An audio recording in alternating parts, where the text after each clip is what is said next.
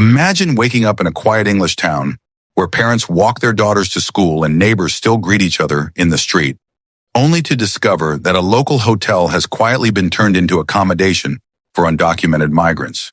No consultation, no vote, no warning. Just a sudden decision imposed from above.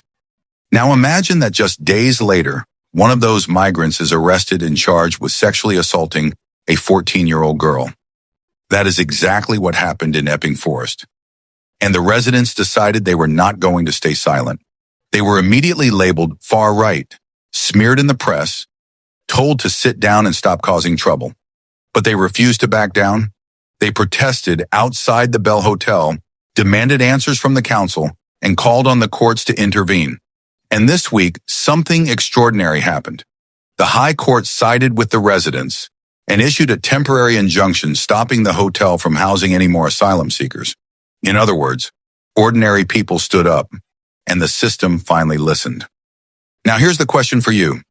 Do you think the residents were right to fight back?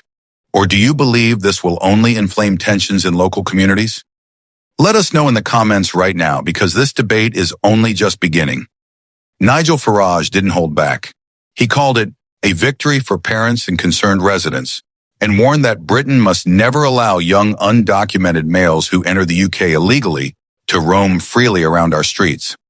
To many people, that sounds like common sense rather than extremism. Farage went even further. He said the people of Epping represent the silent majority of decent, law-abiding citizens in this country who are tired of being branded racists simply for wanting to protect their daughters. So the big question is this: will other communities follow their example? And should they? If a hotel in your town was suddenly converted into migrant housing without consultation, would you accept it, or would you stand up like Epping did? Type yes if you think more councils should challenge these decisions, or no if you believe the government has every right to use private hotels in this way.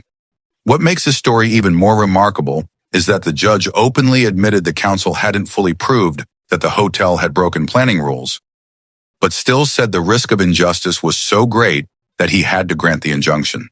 When even the courts start sounding alarm bells, you know something serious is happening. The owners of the hotel tried to challenge the ruling, but the judge refused to give them permission to appeal.